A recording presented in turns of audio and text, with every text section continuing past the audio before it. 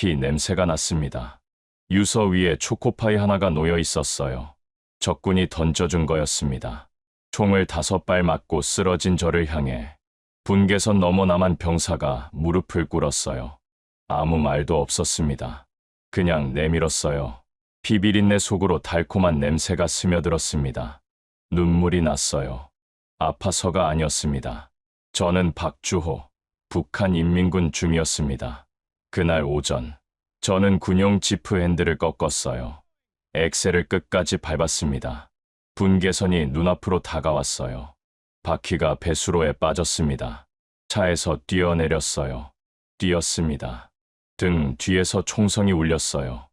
하나, 둘, 셋. 멈추지 않았습니다. 군복 안주머니에는 유서가 있었어요. 그날 새벽 제 손으로 쓴 거였습니다. 지금부터 그 이야기를 들려드리겠습니다. 이 영상이 마음에 닿으셨다면 구독과 좋아요 눌러주시고요. 지금 어디서 듣고 계신지 댓글로 남겨주시면 한 분 한 분 직접 인사드리겠습니다. 그 모든 것은 이렇게 시작되었습니다. 밤 12시가 넘은 판문점이었어요. 7월의 밤인데도 등골이 서늘했습니다. 군사분계선 바로 앞, 저는 그 자리에 서 있었어요. 움직이지 않고, 말하지 않고, 그저 서 있기만 하는 거였습니다. 판문점 경비병이라면 다 아는 일이에요. 그게 우리 임무였으니까요. 그런데 그날 밤은 달랐습니다. 북쪽 확성기에서 노래가 흘러나왔어요. 처음엔 멀게 들렸습니다. 바람결에 끊겼다, 이어졌다 했어요. 여름 밤 풀벌레 소리 사이로 실처럼 가늘게 새어나왔습니다. 그러다 어느 순간 또렷하게 들렸어요. 불효자는 웁니다. 가슴이 철렁했습니다. 손이 저절로 움직였어요. 군복 안주머니로요. 눈물이 났어요. 참으려고 했는데 안 됐습니다. 판문점 경비병은 울면 안 됩니다. 표정도 보이면 안 되고, 몸을 흔들어도 안 되고, 시선을 돌려도 안 됩니다. 그냥 벽처럼 서 있어야 해요. 그게 규율이었습니다.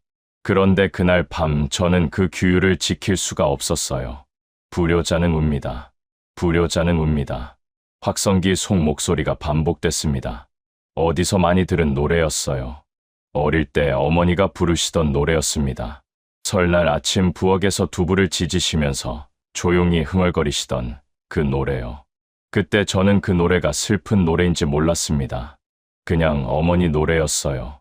그런데 그날 밤 판문점에서 들으니까 그제야 알겠더군요. 이게 왜 슬픈 노래인지를요. 아버지 젊은 시절이 떠올랐습니다. 키가 크고 어깨가 넓으셨어요. 군복을 입으시면 어찌나 반듯하셨는지. 네, 사람들이 다들 박 동지를 알아봤습니다. 군장 13개가 가슴에 줄줄이 달려 있었어요. 혁명 1세대 공훈 칭호까지 받으신 분이었습니다. 우리 가문에서 그 훈장들은 그냥 장식이 아니었어요. 평양 중구역에서 제일 좋은 아파트도, 배급 1순위도, 제가 판문점 경비병으로 선발된 것도 다 아버지 덕분이었습니다. 저는 그게 당연한 줄만 알았어요. 우리 집안은 원래 이런 집안이라고요. 하지만 병은 훈장을 알아보지 못합니다. 제가 10살 때 기억이 있어요. 겨울 아침이었습니다. 학교 가는 길에 아버지가 제 손을 잡아주셨어요. 손이 컸습니다. 따뜻했어요. 주호야, 이 나라가 너를 지켜줄 거다. 그러니 너도 이 나라를 지켜라. 저는 고개를 끄덕였습니다. 그때는 그 말을 믿었어요. 아버지가 하신 말씀이었으니까요. 그 믿음이 제 30년을 만들었습니다. 그리고 그 믿음이 산산조각 난 것도 결국 아버지 때문이었어요. 아버지 때문이 아니라 아버지한테 한 짓 때문이었습니다. 아버지 마지막 모습이 떠올랐어요. 병원 복도였습니다. 시멘트 바닥이 차가웠고 형광등이 깜박거렸어요. 아버지는 거기 누워 계셨습니다. 병실이 없었거든요. 당 간부 승인이 나야 입원을 시켜준다고 했는데 그 승인이 석 달째 안 떨어지고 있었어요. 그 사이에 아버지는 복도 구석에서 각혈을 하셨습니다. 군장을 손에 꼭 쥔 채로요. 대체 왜 그러고 계시냐고 제가 여쭤봤어요. 아버지가 말씀하셨습니다. 이거라도 들고 있어야 누가 봐주지 않겠나. 그 말이 아직도 귀에 남아 있습니다. 저는 그걸 보면서 아무것도 못했어요. 돈이 없어서가 아니었습니다.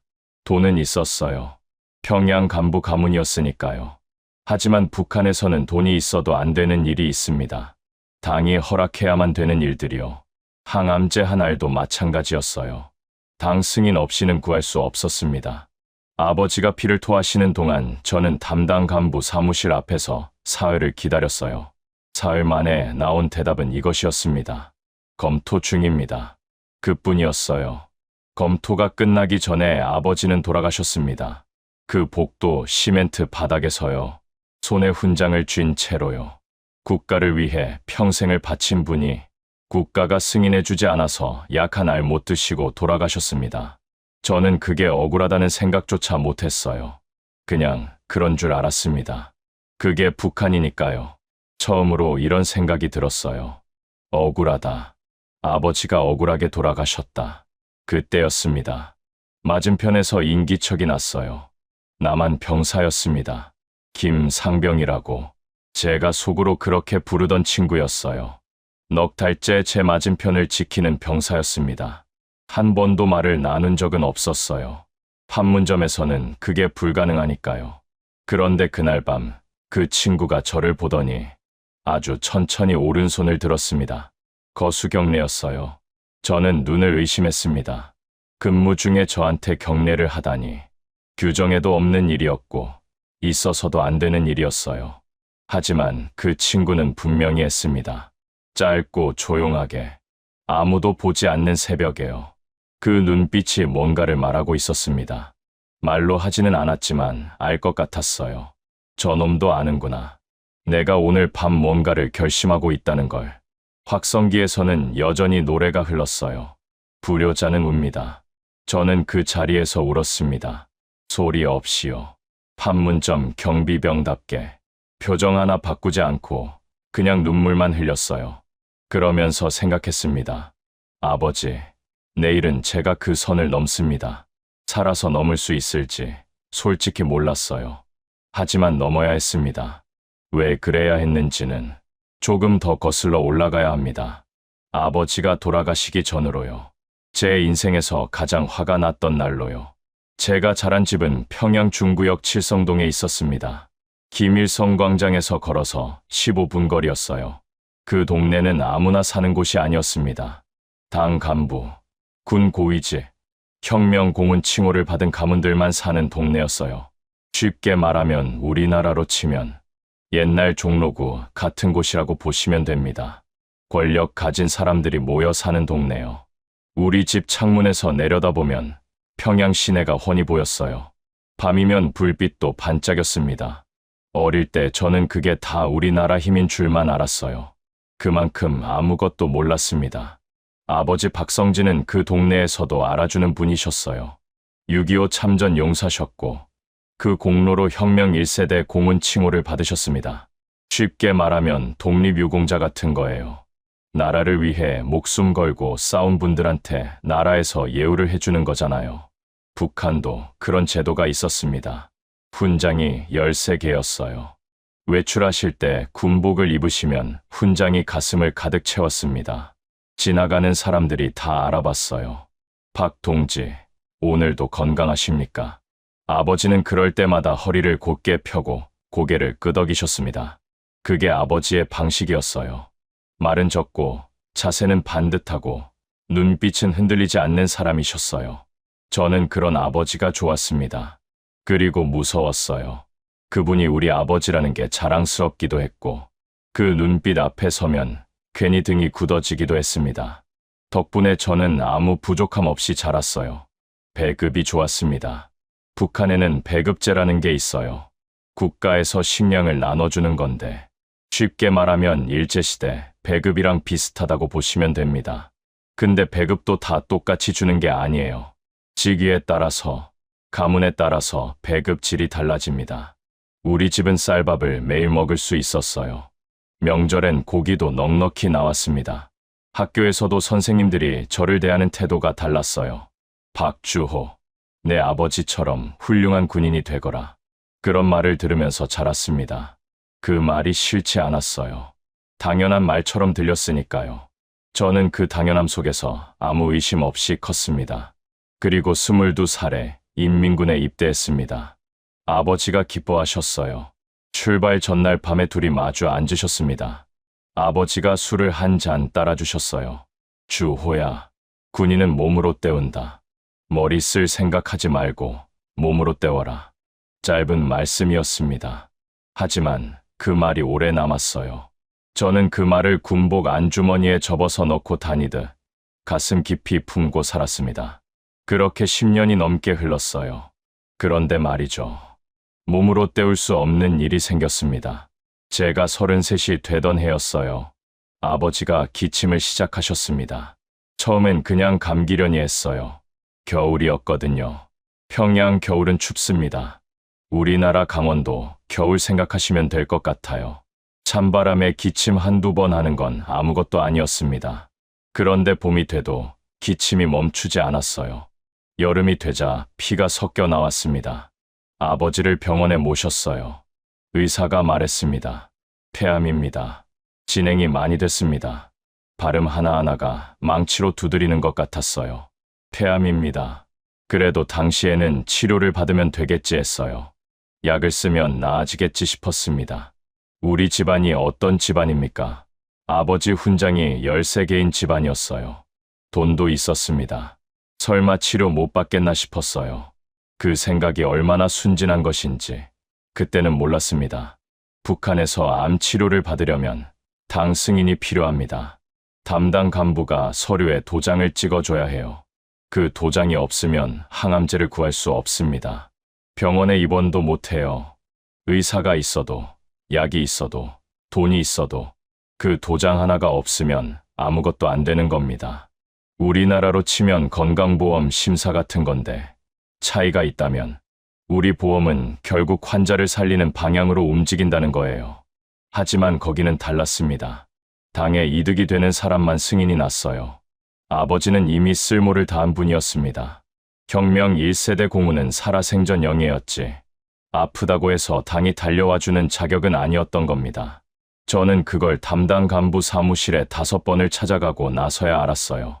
첫 번째 방문, 담당자가 말했어요. 서류 검토 중입니다. 두 번째 방문, 똑같은 말이 돌아왔습니다. 검토 중입니다. 세 번째 방문, 비서가 나왔어요. 담당자가 자리를 비웠습니다. 네 번째 방문, 문이 잠겨 있었습니다. 다섯 번째 방문, 담당자를 겨우 만났어요. 박동재 아버님 거는 상부에 올라가 있습니다. 기다리십시오. 그 말을 들으면서 손이 떨렸습니다. 화가 났어요. 하지만 화를 낼 수 없었습니다. 거기서 화를 냈다가는 아버지가 아니라 저까지 끝장이 날 수 있었으니까요. 저는 고개를 숙이고 나왔어요. 복도에 나와서 주먹을 쥐었습니다. 벽을 치고 싶었어요. 참았습니다. 그 사이 아버지는 병원 복도에 누워 계셨어요. 병실이 없었습니다. 당 승인이 없으면 입원도 안 됐거든요. 복도 구석 안이 침대가 전부였어요. 형광등이 깜박거리는 복도였습니다. 옆을 지나가는 사람들이 힐끔 쳐다봤어요. 아버지는 그 복도에서도 훈장을 손에 쥐고 계셨습니다. 제가 한 번은 여쭤봤어요. 아버지, 왜 그러고 계세요? 아버지가 천천히 고개를 드셨습니다. 눈이 많이 가라앉아 있었어요. 그리고 말씀하셨습니다. 이거라도 들고 있어야 누가 봐주지 않겠나. 그 말씀을 들었을 때 뭔가가 제 안에서 무너지는 소리가 났습니다. 쿵 하고요. 혁명 1세대 공훈 칭호를 받은 분이 훈장을 부적처럼 쥐고 복도 바닥에 누워 누군가 봐주기를 기다리고 계셨습니다. 그게 북한이었어요. 공훈도 훈장도 평생의 충성도 아플 때는 아무 소용이 없었습니다. 아버지는 그 복도에서 돌아가셨어요. 그리고 사흘 뒤 당 승인 서류가 내려왔습니다. 박성진 동지, 입원 치료 승인. 저는 그 서류를 받아들고 한참 서 있었어요. 그러다 구겼습니다. 쓰레기통에 버렸어요. 아무 말도 나오지 않았습니다. 국가는 아버지를 이렇게 대했습니다. 살아있을 때는 이용하고, 아플 때는 외면하고, 돌아가시고 나서야 서류 한 장을 보냈어요. 우리 어머니 아버지 세대를 이 영상 보시는 분들은 잘 아실 겁니다. 사람이 사람한테 그렇게 하면 안 된다는 거요. 근데 국가가 사람한테 그걸 했습니다. 저는 그날 처음으로 이 체제가 잘못됐다는 생각을 했어요. 아주 조심스럽게요. 마치 남이 들을까봐 제 안에서도 작은 소리로만 했습니다. 하지만 분명히 했어요. 잘못됐다. 이건 잘못된 거다. 그 생각이 씨앗이 됐습니다. 그리고 며칠 뒤 아버지 장례식장에서 벌어진 일이 그 씨앗에 불을 질렀습니다. 아버지 장례식은 사흘이었습니다. 북한에서도 장례는 사흘을 치릅니다. 우리랑 다르지 않아요. 조문객이 오고 음식을 차리고 밤을 새우고 그렇게 사흘이 지나면 보내드리는 거예요.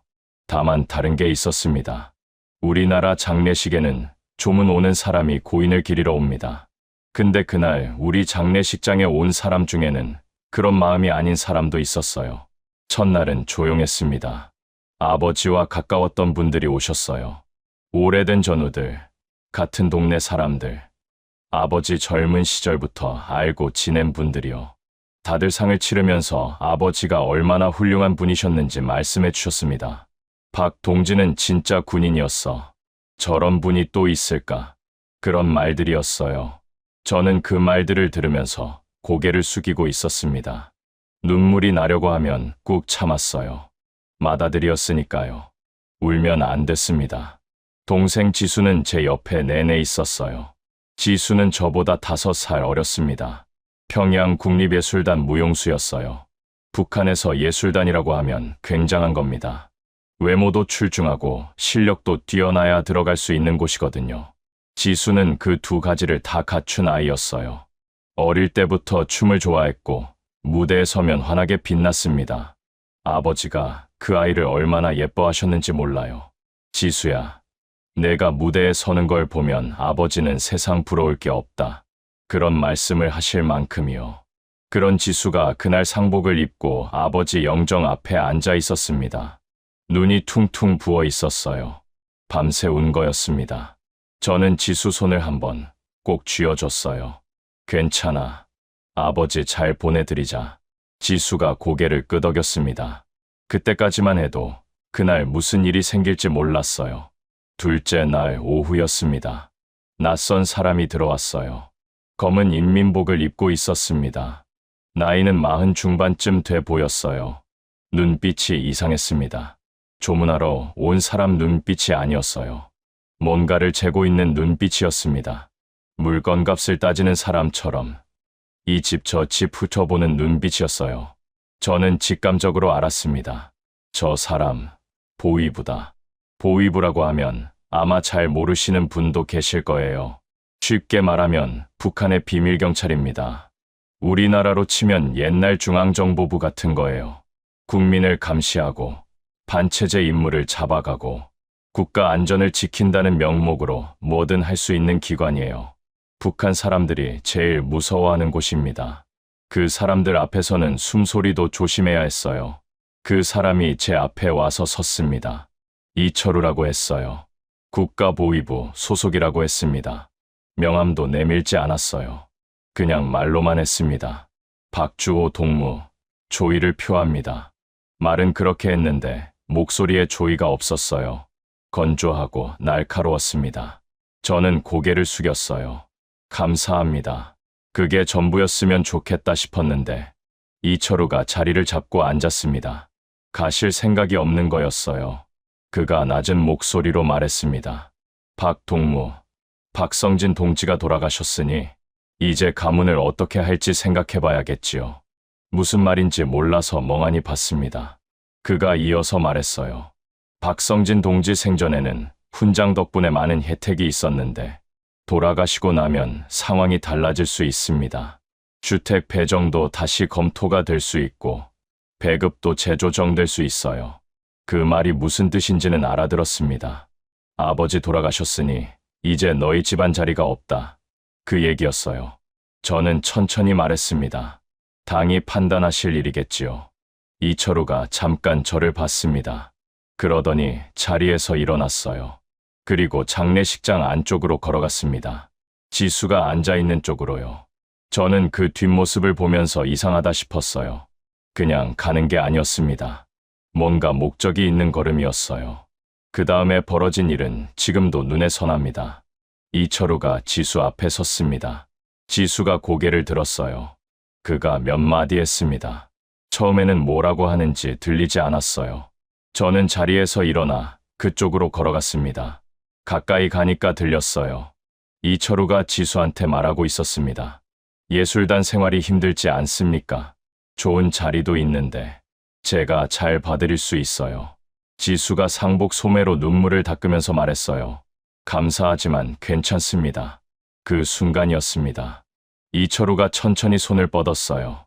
지수 손목을 잡았습니다. 거칠게요. 그러더니 지수 귀에 바짝 다가섰어요. 낮은 목소리로 뭔가를 말했습니다.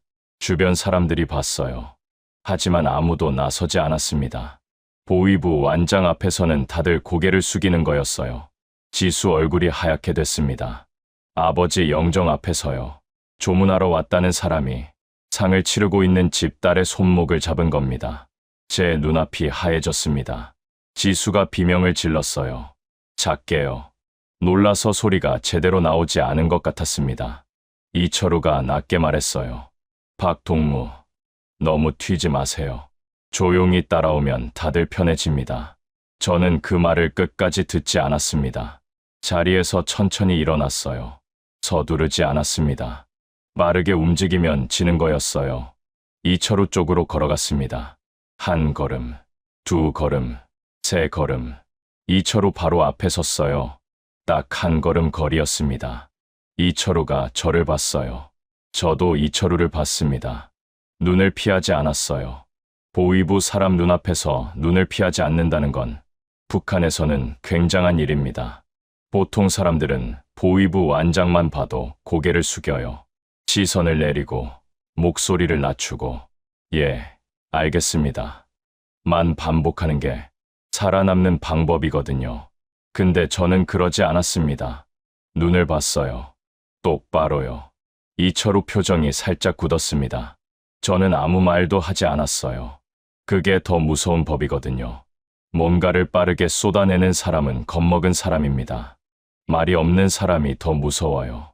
이철우도 그걸 알고 있었을 겁니다. 그래서 먼저 말을 했어요. 박동무, 뭔가 할 말이 있습니까? 저는 대답하지 않았습니다. 그냥 눈만 봤어요. 이철우가 한 번 더 말했어요.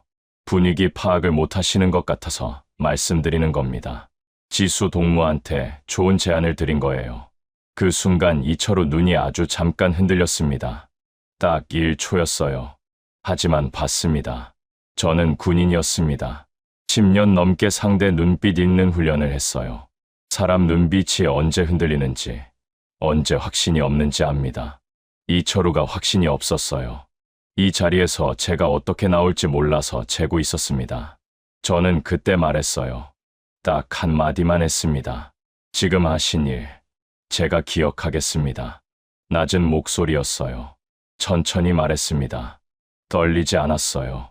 이철우가 저를 다시 봤습니다. 이번엔 좀 달랐어요. 아까보다 눈빛이 날카로워졌습니다. 저를 위협하려는 눈빛이었어요. 하지만 저는 눈을 피하지 않았어요. 피할 이유가 없었습니다. 아버지가 돌아가신 지 이틀이었어요. 영정 사진이 바로 앞에 있었습니다. 이 이상 잃을 게 뭐가 있었겠습니까? 장례식장 안이 조용했습니다. 조문객들이 다 보고 있었어요. 아무도 말리지 않았습니다. 말릴 수가 없었어요. 보위부 사람 앞에서 누가 나서겠습니까?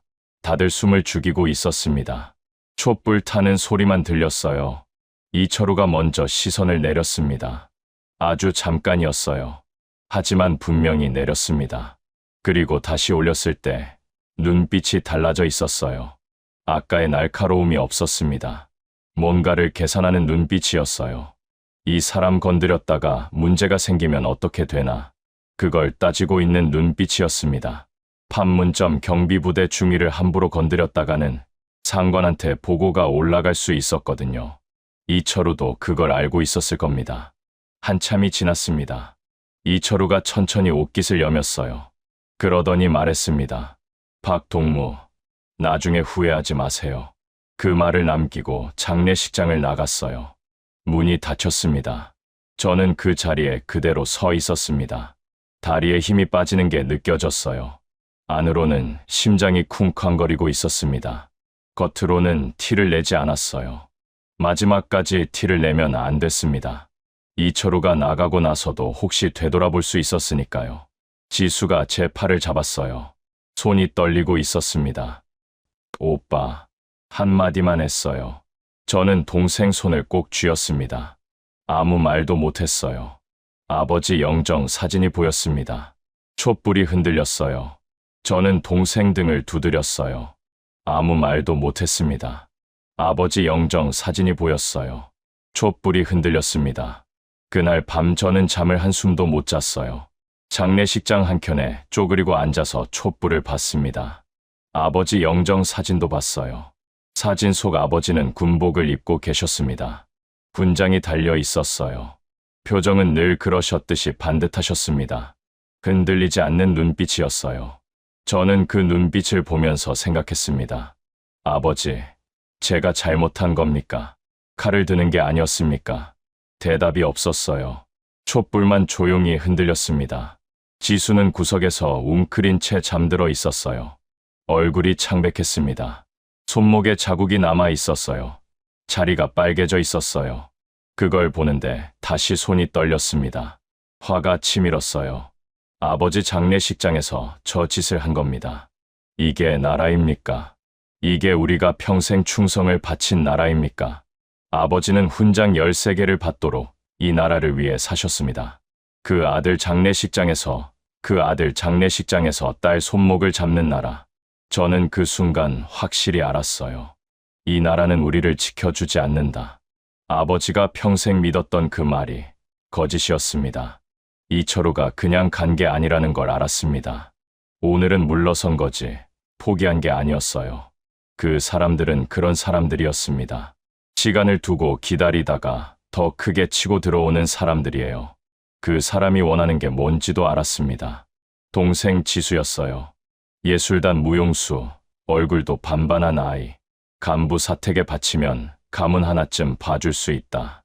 그게 저 사람 계산이었습니다. 지수를 줄 수는 없었어요. 그건 말이 안 됐습니다. 그렇다고 제가 지킬 힘도 없었어요. 저는 군인이었지만 보위부 앞에서 군인은 아무것도 아니었습니다. 칼 한 번 들이댔다가 오늘 밤 끌려갈 수도 있었어요.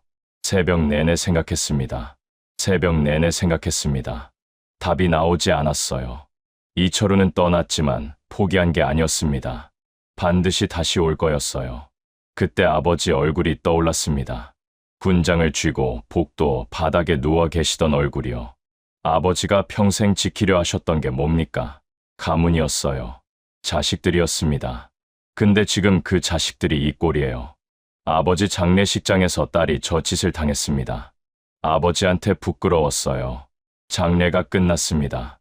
아버지를 보내드리고 나서 집으로 돌아왔어요. 집이라고 해봤자 판문점 경비부대 숙소였습니다. 좁은 방이었어요. 침대 하나, 책상 하나, 군복 걸어두는 옷걸이 하나. 그게 전부였습니다. 저는 그 방 침대에 앉아서 한참 동안 아무것도 안 했어요. 멍하니 벽만 봤습니다. 아버지가 돌아가셨습니다. 장례식장에서 이철우라는 자가 지수 손목을 잡았어요. 저는 눈빛으로 막았지만 그게 끝이 아니라는 걸 알았습니다. 그 사람은 반드시 돌아올 거였어요. 시간 문제였습니다. 그날 밤 잠을 못 잤어요. 뒤척이다가 새벽 3시쯤 일어났습니다.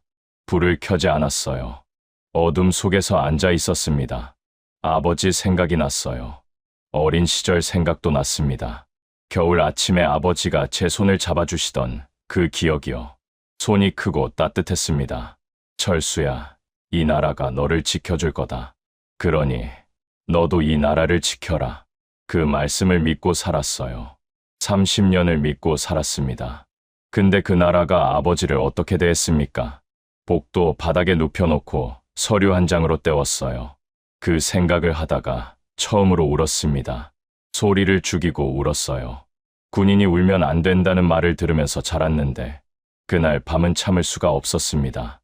아버지한테 미안해서였어요. 제대로 보내드리지 못한 게 아직도 가슴에 남았습니다. 병원 복도에서 손 한 번 못 잡아드렸어요. 항암제 한 알 못 구해드렸습니다. 곁에 있었는데 아무것도 못한 거예요. 그게 불효였습니다.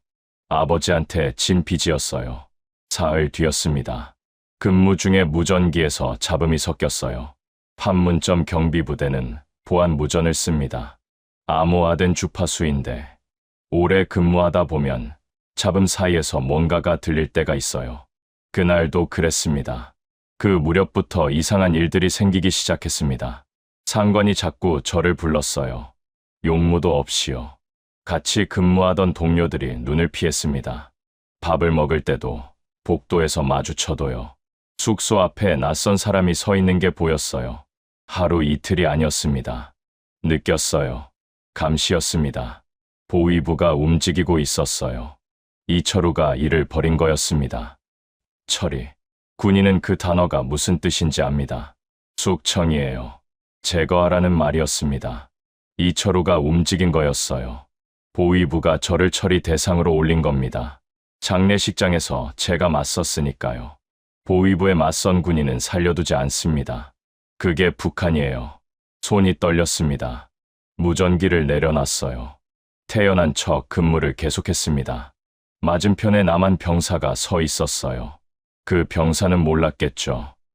제 맞은편에 서 있는 이 북한 군인이 지금 숙청 명단에 올라 있다는 거요.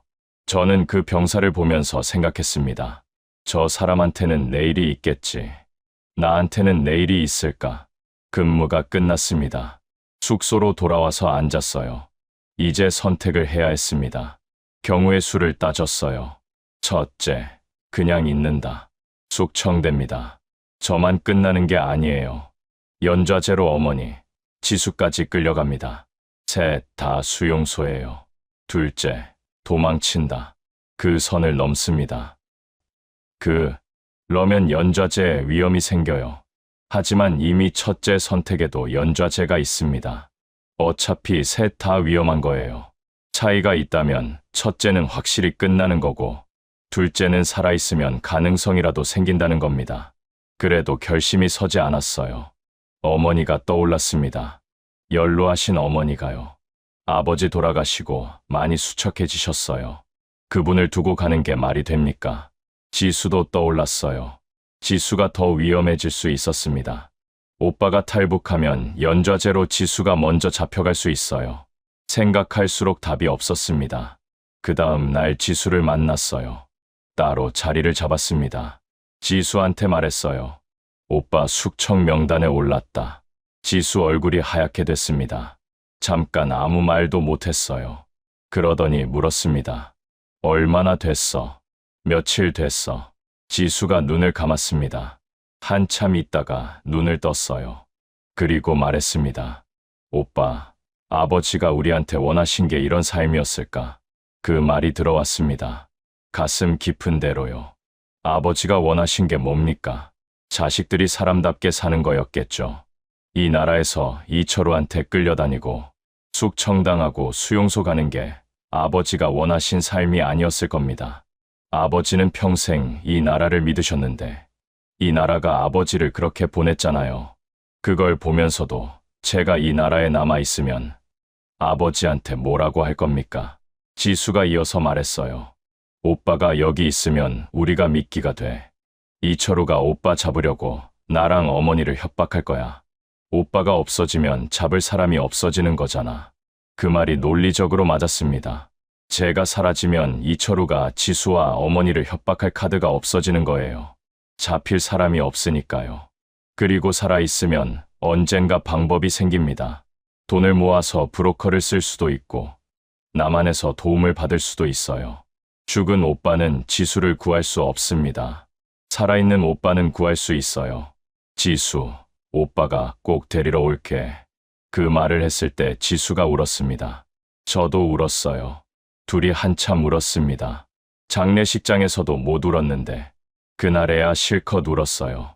울면서 생각했습니다. 아버지, 제가 이 나라를 떠납니다. 불효입니까? 근데 이 나라에 남아서 지수가 끌려가는 걸 보는 게 더 불효일 것 같습니다. 아버지가 평생 지키려 하셨던 게 이 나라가 아니라 가족이었다면 지금 제가 하는 게 맞는 거겠죠. 어머니한테는 말씀드리지 못했습니다. 차마 말씀드릴 수가 없었어요. 아버지 돌아가신 지 얼마도 안 됐는데 아들까지 어디 간다는 말을 어떻게 합니까? 그냥 마지막으로 한번 뵈러 갔습니다. 어머니는 방에 앉아 계셨어요. 많이 여의셨습니다. 아버지 돌아가신 뒤로 많이 못 드시는 것 같았어요. 제가 들어가니까 어머니가 보셨습니다. 주호 왔냐? 네, 어머니. 잠깐 앉았다 가렵니다. 어머니, 옆에 앉았어요.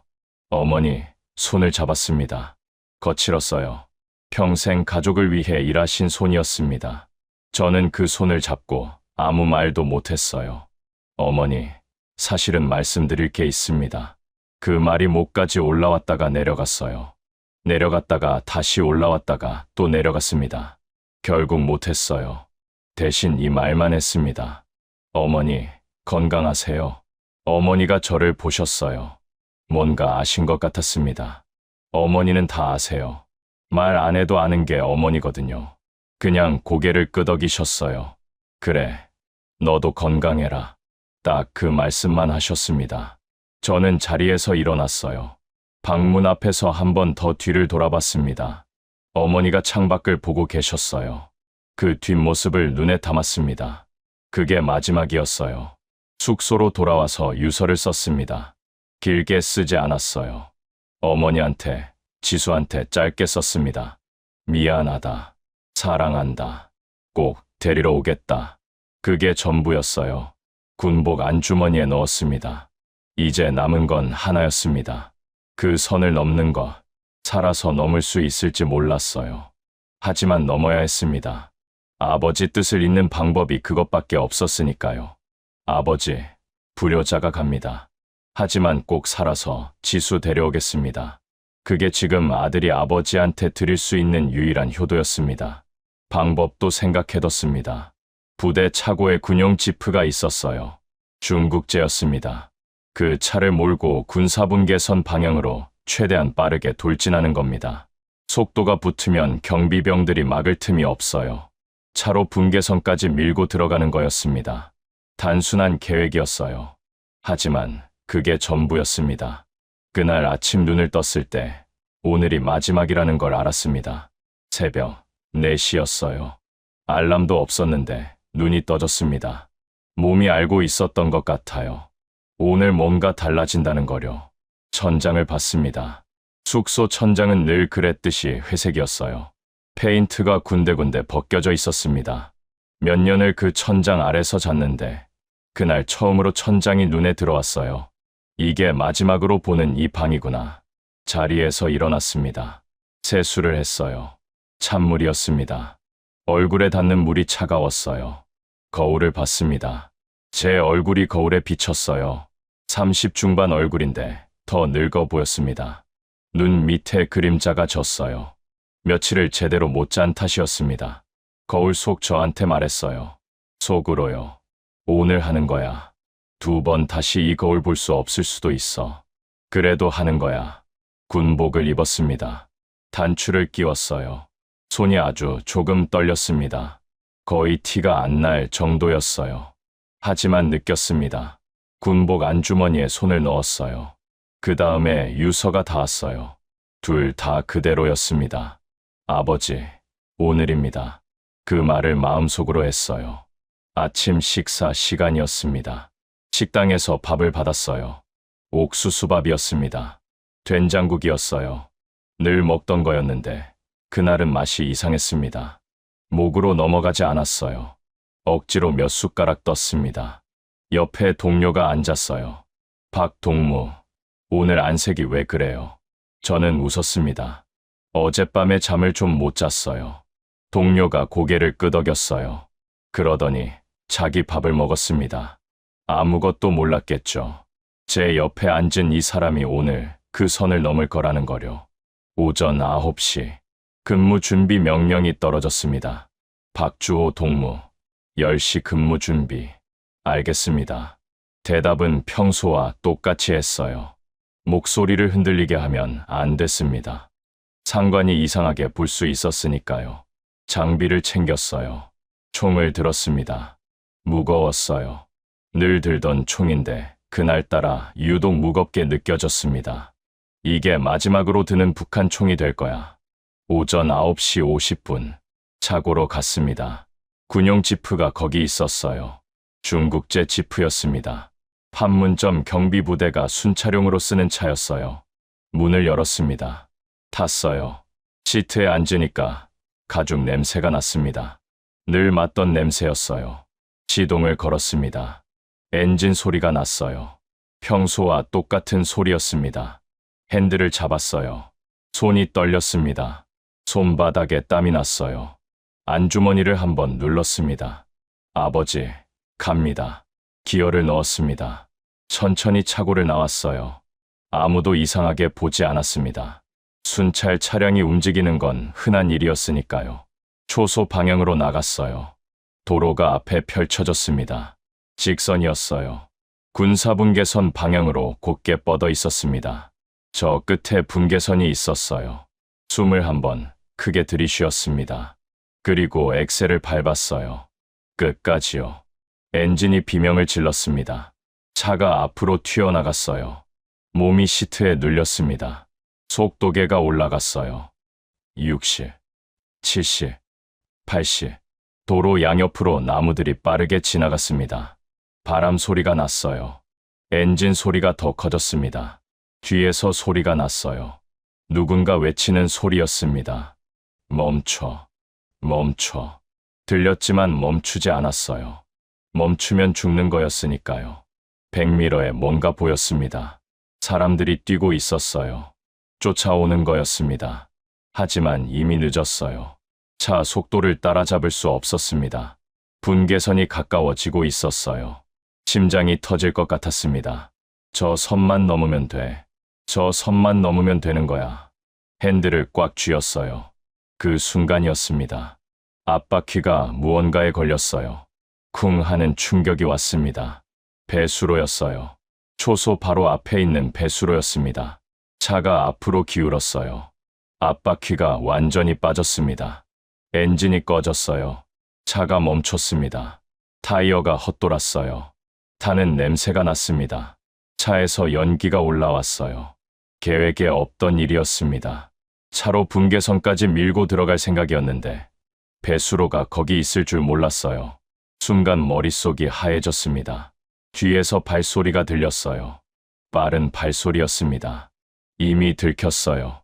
망설일 시간이 없었습니다. 차 문을 열었어요. 몸을 던지듯 뛰어내렸습니다. 땅에 발이 닿는 순간 그냥 뛰었어요. 생각하지 않았습니다. 앞으로요. 오직 앞으로요. 그때 확성기에서 소리가 났습니다. 확성기에서 노래가 들렸습니다. 그 노래였어요. 그 멜로디였습니다. 뛰면서 들렸어요. 숨이 차오르는 와중에 그 가사가 귀에 들어왔어요. 어머니가 부엌에서 흥얼거리시던 그 노래. 아버지 장례식장 확성기에서 흘렀던 그 노래. 그리고 지금 이 순간에도요. 안주머니를 손으로 눌렀습니다. 뛰면서요. 아버지, 갑니다. 그 생각 하나로 뛰었습니다. 총성이 울렸습니다. 하나. 등이 뜨거워졌어요. 스치는 느낌이었습니다. 멈추지 않았어요. 둘. 옆구리였습니다. 숨이 막혔어요. 비틀거렸습니다. 그래도 뛰었어요. 셋. 이번엔 달랐습니다. 허벅지에 뭔가 박혔어요. 다리에 힘이 풀렸습니다. 넘어졌어요. 일어나려고 했는데 다리가 말을 듣지 않았습니다. 기었어요. 손과 무릎으로요. 분계선이 눈앞이었습니다. 네. 다섯. 어디에 맞은지 몰랐어요. 팔에 힘이 빠졌습니다. 그리고 쓰러졌습니다. 다리가 먼저 꺾였어요. 땅이 얼굴로 다가왔습니다. 나만 땅이었어요. 흙 냄새가 났습니다. 차가웠어요. 등에서 피가 나오는 게 느껴졌습니다. 많이 나오고 있었어요. 눈이 흐려졌습니다. 그때였어요. 엄폐물 뒤에서 움직임이 있었습니다. 남한 병사들이었어요. 2명이었습니다. 한 명이 엄폐하며 뒤를 커버했어요. 다른 한 명이 뛰어나왔습니다. 김상병이었어요. 총탄이 아직 날아오고 있었습니다. 그런데도 뛰어왔어요. 저한테로요. 두 사람이 제 양팔을 잡았습니다. 끌었어요. 건물 벽 뒤로요. 총성이 멀어졌습니다. 그제야 숨을 쉬었어요. 김상병이 정신없이 주머니에서 뭔가를 꺼내 제 손에 쥐어줬습니다. 초코파이였어요. 왜 그걸 줬는지는 지금도 모르겠습니다. 아무 말도 없었어요. 피 묻은 유서 위에 놓였습니다. 달콤한 냄새가 났어요. 적군이 던져준 이 달콤한 과자 하나가 제 차가운 유서를 적셨습니다. 다른 남한 병사들이 달려왔어요. 빨리 이쪽으로. 들것이 왔습니다. 누웠어요. 하늘이 보였습니다. 파란 하늘이었어요. 남한 하늘이었습니다. 같은 하늘인데 달라 보였어요. 눈이 감겼습니다. 아버지, 왔습니다. 남한에 왔어요. 살아서 왔습니다. 그 다음은 기억이 없습니다. 정신이 들었다 안 들었다 했습니다. 눈을 뜨면 하늘이 보이고 눈을 감으면 아무것도 없는 상태가 반복됐어요. 몸이 움직이고 있다는 건 느꼈습니다. 들것에 실려가는 진동이 느껴졌어요. 흔들렸습니다. 발소리가 여러 개 들렸는데 빠른 발소리들이었고 누군가 뭔가를 외치고 있었는데 한국말이었지만 귀가 너무 먹먹해서 또렷하게 들리지 않았어요. 총성이 너무 가까이서 났던 탓이었습니다.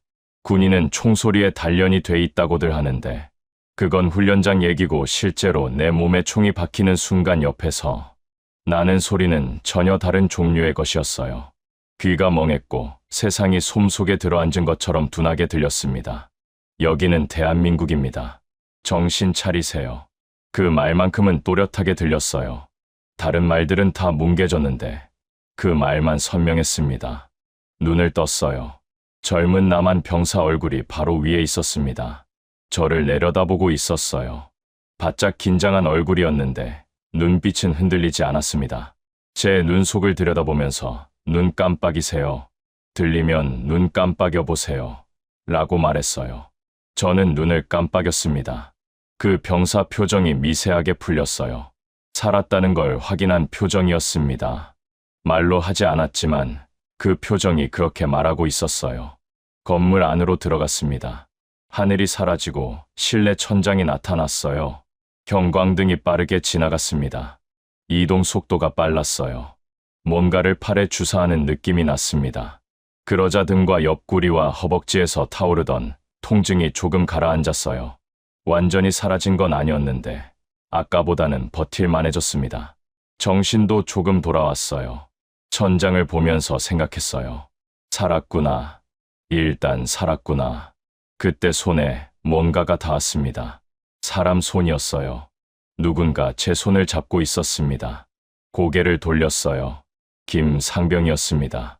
그 친구가 들건 옆에서 같이 뛰면서 제 손을 쥐고 있었어요. 총탄이 날아오는 그 자리에서 저한테 달려와줬던 그 친구였습니다. 눈이 마주쳤어요. 그 친구가 말했는데 반말도 존댓말도 아닌 어딘가 그 경계쯤 되는 말이었습니다. 살아야 합니다. 알겠어요. 그렇게 말했어요. 군인이 동료한테 하는 말 같기도 했고 형이 동생한테 하는 말 같기도 했습니다. 저는 목이 잠겨서 말을 못했어요. 대신 손을 꽉 쥐었습니다. 그 친구도 꽉 쥐었어요. 손이 차가웠습니다. 긴장해서였겠죠. 근데 따뜻하게 느껴졌어요. 차가운 손이 따뜻하게 느껴지는 게 이상한 일이었는데 그 순간엔 이상하지 않았습니다. 그냥 그랬어요. 들것이 JSA 경비대대 건물 안으로 들어갔습니다. 복도를 빠르게 이동했어요. 그리고 후방 헬기 착륙 지점으로 옮겨졌습니다. 군용 헬기가 대기하고 있었어요. 회전 날개 소리가 크게 울렸고 바람이 세게 불었어요.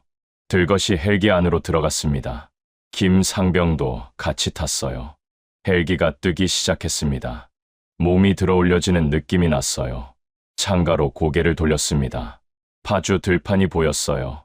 아래로 도로가 보이고 차들이 달리고 있었습니다. 저 어딘가 판문점이 있겠지 싶었어요. 이제는 보이지 않는 그 선이 아직도 발밑 어딘가에 있는 것 같았습니다. 저 선 앞에서 얼마나 많은 시간을 보냈는지 몰라요. 비가 와도, 눈이 와도, 여름 땡볕에도 그 자리에 서 있었습니다. 그 선이 지금 제 발 아래에 있었어요. 20년 동안 넘지 못했던 그 선이 이제 저 아래에 있었습니다. 눈물이 날 것 같았어요. 참았습니다. 헬기가 남쪽으로 날았습니다. 창밖으로 풍경이 바뀌기 시작했어요. 산이 나왔다가 논밭이 나왔다가 도로가 나왔습니다. 도로 위에 차가 많았어요. 이렇게 많은 차를 본 적이 없었습니다. 빨간 차, 흰 차, 검은 차, 은색 차. 색깔도 제각각이었어요. 북한 차는 거의 다 검은색이거든요. 색깔만으로도 달랐습니다. 날이 저물고 있었어요. 하늘이 붉어졌습니다. 그 붉은 하늘 아래로 도시가 펼쳐지기 시작했어요. 건물들이 나타났습니다. 높은 건물들이었어요. 그 건물들에 하나씩 하나씩 불빛이 켜졌습니다. 그러다 어느 순간 한꺼번에 펼쳐졌어요. 수만 개의 불빛이 도시 전체에 깔려 있었습니다. 노을이 지는 하늘 아래 그 불빛들이 반짝이고 있었어요. 평양에서는 이런 풍경을 본 적이 없었습니다. 평양도 불빛이 있긴 하지만 이렇게 촘촘하지 않았어요. 이렇게 많지 않았습니다. 저게 서울이구나 싶었어요. 평생 저기라고 배운 나라의 수도가 이렇게 생겼구나 싶었습니다. 아름다웠어요. 아름답다는 생각이 드는 게 이상하다고 느끼면서도 아름답다는 걸 부정할 수 없었습니다. 저게 내가 꿈꾸던 세상인가요? 그 말이 입에서 나왔어요. 소리 내서 한 건지 속으로만 한 건지 몰랐습니다. 창밖 불빛이 흔들려 보였어요. 눈물 때문이었습니다. 병원에 도착했습니다. 헬기가 착륙하는 진동이 느껴졌고 문이 열리자 의료진이 달려왔어요. 하얀 가운을 입은 사람들이 여럿이었습니다. 빠르게 움직였어요. 한국말이 쏟아졌는데 혈압이 어떻게 됩니까? 총상 몇 군데입니까? 의식은 있습니까? 그런 말들이었습니다. 저는 대답하려고 했는데 잘 안 됐어요. 대신 눈으로 대답했습니다. 눈을 깜빡이면 의사들이 알아들었어요. 들것이 병원 안으로 들어갔습니다. 처음 보는 병원이었어요. 북한 병원은 어두웠습니다. 약도 부족하고 장비도 낡았어요. 복도가 차갑고 어두웠는데 아버지가 누워 계셨던 그 복도처럼요. 근데 여기는 달랐습니다. 형광등이 환하게 켜져 있었어요. 장비들이 반짝였습니다. 의사들이 많았고 간호사들도 많았어요. 다들 빠르게 움직이고 있었습니다. 저를 살리기 위해서요. 그게 감사했어요. 적이라고 배운 나라 사람들이 저를 살리기 위해 뛰고 있었습니다. 직업이라서인지 진심인지는 몰랐어요. 하지만 뛰고 있었습니다. 아버지가 누워 계셨던 그 복도에서는 서류 하나 때문에 아무도 뛰지 않았는데 여기서는 달랐어요. 이 차이가 뭔지는 그때 바로 말로 설명하기 어려웠습니다. 그냥 달랐어요. 수술실 문 앞에 왔습니다. 들것이 수술실로 들어가려던 참에 김상병이 멈췄어요. 수술실엔 같이 들어갈 수 없으니까요. 그 친구가 들것 옆에 서서 제 손을 천천히 놓았습니다. 그러면서 말했어요. 다시 봅시다. 딱 3글자였습니다. 그게 전부였어요. 저는 그 친구 눈을 봤습니다. 울지는 않았어요. 하지만 울고 싶은 눈이었습니다. 저도 그런 눈이었을 거예요. 할 말이 많았는데 아무것도 못했습니다. 고맙다는 말도, 총탄 속에 뛰어와줘서 고맙다는 말도, 초코파이 고맙다는 말도 못했어요. 그냥 눈만 봤습니다. 그걸로 됐어요. 수술실 문이 닫혔습니다. 수술실 안은 서늘했어요. 의사들이 제 주위를 둘러쌌습니다. 마스크를 쓴 얼굴들이었어요. 눈만 보였습니다. 그 눈들이 저를 보고 있었어요. 차갑지 않은 눈빛이었습니다. 한 번도 본 적 없는 사람들이었는데 걱정하는 눈빛이었어요. 마취제가 들어오기 시작했습니다. 의식이 흐려졌어요. 눈이 무거워졌습니다. 감기기 직전에 마지막으로 한 생각이 있었어요. 아버지, 살았습니다. 일단 살았어요. 그리고 눈이 감겼습니다. 눈을 떴을 때 하얀 천장이 보였습니다. 얼마나 지났는지 몰랐어요. 창밖을 보니 밖이 밝았습니다. 아침이었어요. 수술이 밤새 이어진 모양이었습니다. 몸이 무거웠어요. 팔에 링거줄이 꽂혀 있었습니다. 손가락을 움직여 봤어요. 움직였습니다. 발가락도 움직여 봤어요. 움직였습니다. 살아있다는 게 그 작은 움직임으로 확인됐어요. 천장을 보면서 한참 있었습니다. 아무 생각도 안 했어요. 아무 생각도 안 해도 되는 순간이 처음이었습니다. 숙청 걱정도, 이철우 걱정도, 지수 걱정도 잠깐은 내려놓을 수 있었어요. 그냥 천장만 봤습니다. 간호사가 들어왔어요. 눈이 마주쳤습니다.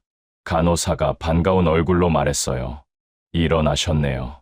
많이 힘드세요. 저는 고개를 저었습니다. 괜찮습니다. 라고 말하려 했는데 목이 잠겨서 잘 안 나왔어요. 간호사가 물을 가져다 줬습니다. 컵에 담긴 물이었어요. 빨대가 꽂혀 있었습니다. 마셨어요. 차가웠습니다. 목으로 넘어가는 물이 차가웠어요. 그 차가움이 살아있다는 걸 다시 한번 알려줬습니다. 수술실 천장은 하였습니다. 눈을 뜰 때마다 그 하얀 천장이 보였어요. 뜨고 감고를 반복했습니다. 의식이 완전히 있는 것도 아니고 완전히 없는 것도 아닌 상태였어요. 몸이 어디에 있는지는 알았습니다. 누워 있다는 거, 차갑다는 거, 사람들이 주변에 있다는 거, 그것들은 느껴졌어요. 하지만 아프다는 감각은 이상하게 희미했습니다. 총을 여러 발이나 맞았는데 생각보다 안 아팠어요. 나중에 의사한테 들었는데 극도의 긴장 상태에서는 뇌가 통증 신호를 일시적으로 차단한다고 하더군요. 몸이 살아남으려고 알아서 그러는 거랍니다. 사람 몸이 참 신기하지요. 의사들이 말하는 소리가 들렸습니다.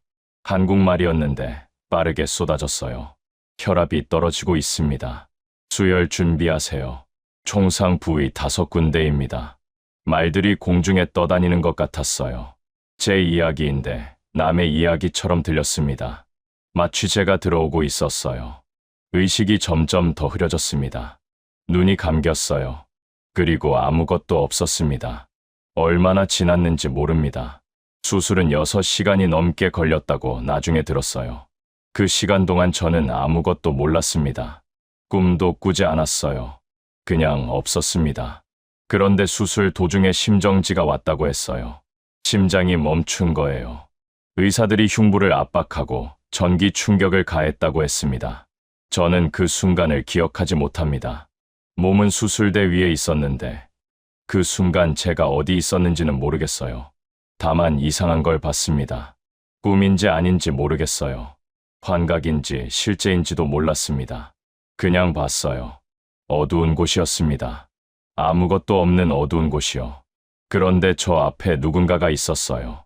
형체가 처음엔 흐렸는데 가까워지면서 또렷해졌습니다. 아버지였어요. 군복을 입고 계셨습니다. 군장이 달려 있었어요. 13개요. 아버지가 반듯하게 서 계셨습니다. 늘 그러셨듯이 어깨를 쫙 펴고 눈빛은 흔들리지 않고요. 아버지가 저를 봤어요. 아무 말씀을 안 하셨습니다. 그냥 보셨어요. 그러다가 천천히 손을 들으셨습니다. 제 등을 향해서요. 그리고 밀었어요. 아주 가볍게요. 그 느낌이 났습니다. 등에서요. 따뜻했어요. 그 순간 심장이 다시 뛰었다고 의사가 말했습니다. 의료진이 전기 충격을 가했는데 반응이 없었다고 했어요. 2번째 전기 충격 직후에 심장이 다시 움직였다고 했어요. 기계가 다시 삐 소리를 냈다고 했습니다.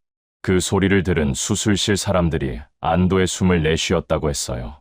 교수님도 잠깐 눈을 감으셨다고 했습니다. 다행입니다. 그 말씀을 하셨다고 했어요. 저는 그 순간을 기억하지 못합니다.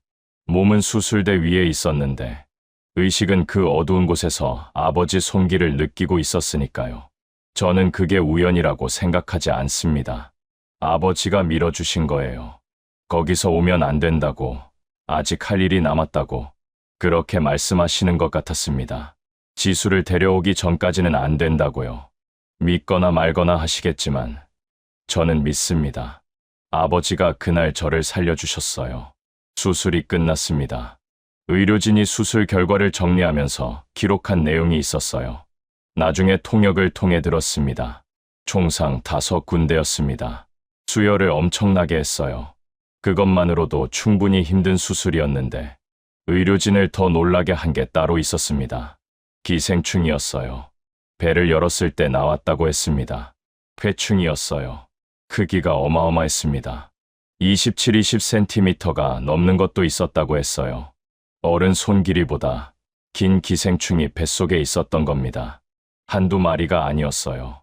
여럿이었습니다. 거기다 옥수수 알갱이도 나왔다고 했어요. 소화되지 않은 채로요. 그게 뱃속에 있었던 겁니다. 총상으로 인해 장이 손상되면서 다 드러난 거였어요. 수술을 집도한 교수님이 그걸 보고 한참 동안 말을 못하셨다고 했습니다. 중증 외상 분야에서 우리나라 최고라는 분이셨는데 그 교수님이 수술하다가 멈추셨다고 했습니다. 보조 의료진들도 다들 조용해졌다고 했어요. 술실이 잠깐 쥐 죽은 듯 고요해졌다고 하더군요. 그러다가 교수님이 말씀하셨다고 했습니다. 낮고 차분한 목소리였다고 해요. 이 기생충들은 북한 인민의 눈물입니다. 그 한마디였어요. 수술실 안에 있던 사람들이 다 들었다고 했습니다. 잠깐 아무도 움직이지 않았다고 했어요. 수술 중에 멈추면 안 되는데 그 순간만큼은 다들 멈춰버렸다고 했습니다. 교수님도 손을 잠깐 내리셨다고 했어요. 집도하던 손을요. 그러다가 한 간호사가 마스크 위로 눈물을 닦았다고 했습니다. 소리 없이요. 그걸 본 다른 간호사도 눈을 감았다고 했어요. 의사들도 말이 없었다고 했습니다. 수술실이 그렇게 잠깐 멈췄어요. 그러다가 교수님이 다시 손을 들었다고 했습니다. 계속합시다. 그 한마디로 수술실이 다시 움직였다고 했어요. 저는 그 이야기를 나중에 전해 들었는데 듣는 순간 눈물이 났습니다. 제 뱃속에 있던 기생충이 북한 사람들 삶의 증거였던 거예요. 말로 설명할 수 없는 증거요. 생각해 보시면 이해가 되실 겁니다. 북한 사람들이 먹는 게 뭡니까? 옥수수예요.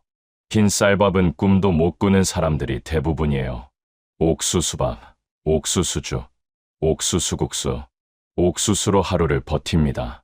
거기다 깨끗한 물이 없으니까 채소도 잘 씻지 못해요. 기생충 알이 몸속으로 들어가도 약이 없으니 치료도 못합니다. 그렇게 몸속에서 기생충이 자라는 거예요. 20cm가 넘을 때까지요. 우리나라 사람들 뱃속에는 그런 기생충이 없어요. 먹을 것도 충분하고 약도 있으니까요. 그게 남북의 차이였습니다. 총상보다 그 기생충이 더 많은 걸 말해주고 있었어요. 저는 엘리트 집안 출신이었습니다. 평양 중구역에서 쌀밥을 먹고 자랐어요. 그런 저한테서도 27cm 기생충이 나온 겁니다. 일반 주민들 뱃속은 어땠을까요? 생각하고 싶지 않았어요.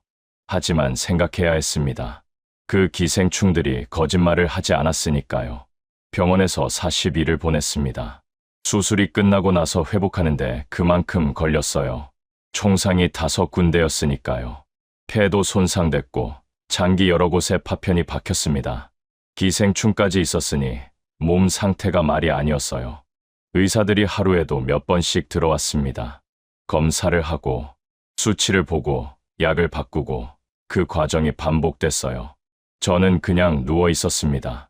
누워서 천장을 보거나 창밖을 보거나 눈을 감거나 했어요. 아무것도 할 수 없었습니다. 몸이 허락하지 않았어요. 3주가 지났을 때 처음으로 밥을 먹었습니다. 죽이었어요. 흰 쌀죽이었습니다. 숟가락으로 한 술 떴어요. 입에 넣었습니다. 뜨거웠어요. 목으로 넘어갔습니다. 그 순간 눈물이 났어요. 왜 눈물이 났는지 설명하기가 어렵습니다. 아프지 않았어요. 슬프지도 않았습니다. 그냥 났어요. 살아있다는 게 실감이 났던 것 같아요. 흰 쌀로 만든 죽 한 술이 20년 넘게 쌓인 무언가를 건드린 것 같았습니다. 북한에서는 이런 죽을 아무 때나 먹을 수 없었어요. 배급이 좋았던 우리 집도 흰 쌀이 넉넉하지는 않았거든요. 근데 여기서는 환자 밥으로 이게 나왔습니다. 평범한 병원 밥으로요. 그 차이가 숟가락 하나로 느껴졌어요. 3주가 지났을 때 국정원 사람들이 왔습니다. 조사를 해야 한다고 했어요. 몸 상태를 보고 가능한 범위 안에서 한다고 했습니다. 저는 알겠다고 했어요. 뭐든 협조할 생각이었습니다. 숨길 게 없었어요. 판문점 경비 체계, 북한군 동향, 보위부 운영 방식, 제가 아는 것들을 다 말했습니다. 조사는 며칠에 걸쳐서 진행됐어요. 하루에 2~3시간씩이요. 몸이 힘들었는데 말하는 건 괜찮았습니다. 오히려 말하고 나면 좀 후련했어요. 북한에서는 말을 조심해야 했거든요. 뭘 말해도 감시당했습니다. 근데 여기서는 말을 해도 됐어요. 솔직하게요. 그게 이상하게 홀가분했습니다. 조사 중에 한 가지를 물었어요. 가족 소식을 알 수 있느냐고요. 어머니, 지수요. 국정원 직원이 알아보겠다고 했습니다. 며칠 후에 답이 왔어요. 어머니는 살아 계시다고 했습니다. 지수도요. 다만 평양에서 추방됐다고 했어요. 지방으로 내려갔다고 했습니다. 연좌제 처벌이었어요. 제가 탈북했으니까 가족이 처벌을 받은 거였습니다. 예상했던 일이었어요. 하지만 막상 들으니까 달랐습니다. 가슴이 무너지는 것 같았어요. 제 때문이었습니다. 제가 그 선을 넘었기 때문에 어머니와 지수가 평양에서 쫓겨난 거였어요. 미안합니다, 어머니. 미안해, 지수.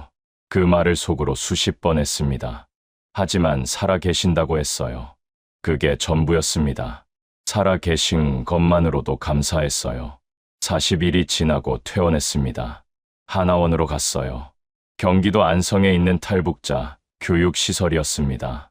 쉽게 말하면 남한 사회에 적응하는 법을 배우는 곳이에요.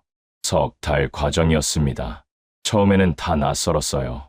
교통카드 쓰는 법, 마트에서 물건 고르는 법, 은행 업무 보는 법, 평생 처음 해보는 것들이었습니다. 북한에서는 이런 게 없었으니까요. 국가가 다 정해줬어요. 배급을 받고 지정된 직장에 나가고 허락된 범위 안에서 살았습니다. 근데 여기서는 달랐어요. 제가 선택해야 했습니다. 뭘 먹을지, 어디서 살지, 무슨 일을 할지. 그 선택들이 처음엔 무거웠어요. 익숙하지 않았거든요. 하나원에서 있었던 일 중에 기억나는 게 있어요. 어느 날 저녁이었습니다. 식당에서 밥을 먹는데 흰 쌀밥이 나왔어요. 잡곡 하나 없는 순백의 쌀밥이었습니다. 그런데 옆 사람이 밥을 남겼어요. 흰 쌀밥을요. 절반도 넘게요. 그냥 일어났습니다. 아무렇지 않게요. 저는 그 밥그릇을 한참 봤어요. 북한에서는 저 한 그릇이 아이 하루 식량입니다. 근데 여기서는 그냥 남기는 거였어요. 아무 죄책감도 없이요. 이게 다른 나라구나. 그제야 실감이 났습니다. 밥상 앞에 앉았습니다. 흰 쌀밥이었어요. 숟가락을 들었는데 손이 멈췄습니다.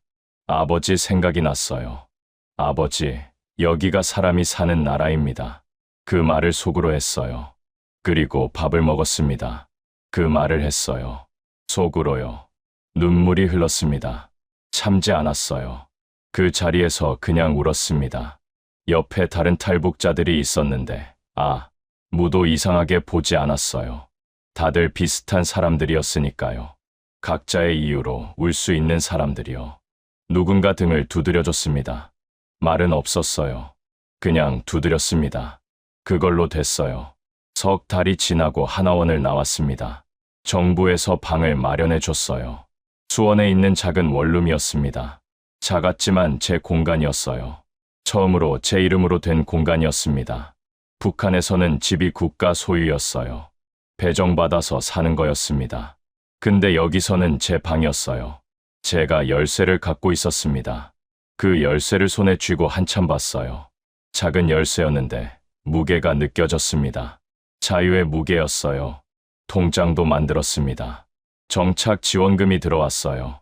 남한 정부에서 탈북자들한테 초기 정착을 돕기 위해 주는 돈이었습니다. 통장에 숫자가 찍혔어요. 저는 그 통장을 들고 한참 앉아 있었습니다. 그리고 마음속으로 정했어요. 이 돈에 손대지 않겠다고요. 쓰지 않겠다고요. 여기다 더 보태겠다고요. 지수를 데려오는 데 쓰겠다고요. 브로커 비용이 얼마인지 몰랐습니다. 많이 든다는 건 알았어요. 하지만 모으면 되는 거였어요. 시간이 걸리더라도요. 살아있으면 되는 거였습니다. 통장을 서랍에 넣었어요. 그 통장이 저한테는 맹세였습니다. 지수한테 한 약속이요. 오빠가 꼭 데리러 올게. 그 말을 잊지 않겠다는 증거였어요. 숫자가 쌓일 때마다 지수한테 한 걸음 가까워지는 거였습니다. 창밖을 봤습니다. 수원 거리가 보였어요. 사람들이 걷고 있었습니다. 퇴근하는 사람들이었어요. 저마다 어딘가를 향해 걷고 있었습니다. 자유롭게요. 저도 저 거리를 걸을 수 있었어요. 가고 싶은데 갈 수 있었습니다. 먹고 싶은 거 먹을 수 있었어요. 아무도 감시하지 않았습니다. 아무도 허락을 요구하지 않았어요. 그게 자유였습니다. 하지만 혼자였어요. 어머니가 없었습니다. 지수가 없었어요. 아버지는 이미 가셨고요. 자유롭지만 혼자인 것, 그게 자유의 대가였습니다. 달콤하면서 쓴 것, 그게 제 남한 생활의 맛이었어요. 북쪽 하늘을 봤습니다. 어머니, 지수, 살아 계시죠? 살아 계셔야 합니다. 오빠가 갑니다. 돈 모아서 갑니다. 꼭 갑니다. 그 말을 하늘에 대고 했어요. 대답은 없었습니다. 하지만 들렸을 거라고 믿었어요. 그날 밤 잠들기 전에 통장을 꺼내서 한 번 더 봤습니다. 숫자를 봤어요. 아직 적었습니다. 하지만 시작이었어요. 시작이 있으면 끝도 있는 법이니까요. 불효자는 웁니다. 어딘가에서 그 노래가 들리는 것 같았어요. 실제로 들린 건 아니었습니다. 귓속에서 들렸어요. 아버지 목소리로요. 저는 눈을 감았습니다. 아버지, 불효자가 살았습니다. 아직 다 못한 일이 있어요. 지수를 데려오는 일이요. 그 일이 끝나면 그때 가서 뵙겠습니다. 그날까지 기다려주세요. 눈을 감았습니다. 잠이 들었어요. 내일도 살아야 했으니까요. 자유는 공짜가 아니었습니다. 하지만 그 값을 치를 만한 가치가 있었습니다. 저는 지금도 매일 밤 북쪽 하늘을 봅니다. 어머니가 거기 계세요. 지수가 거기 있습니다. 제가 두고 온 사람들이 그 하늘 아래 있어요. 같은 하늘인데 갈 수가 없습니다. 선 하나 때문이에요. 그 선을 넘는데 저는 5발을 맞았습니다. 근데 아직도 그 선은 거기 있어요. 이 영상을 보고 계신 분들 중에 고향이 북쪽인 분들 계실 겁니다. 아니면 부모님이 그쪽 분이신 분들도 계실 거예요. 저는 그분들한테 꼭 드리고 싶은 말이 있습니다. 기억해 주세요. 거기도 사람이 살고 있습니다. 배고프고 춥고 그래도 자식 걱정하고 부모님 보고 싶어하는 사람들이 살고 있어요. 저처럼요. 제 어머니처럼요. 제 동생 지수처럼요. 통일이 됐으면 합니다. 제 생전에 됐으면 해요.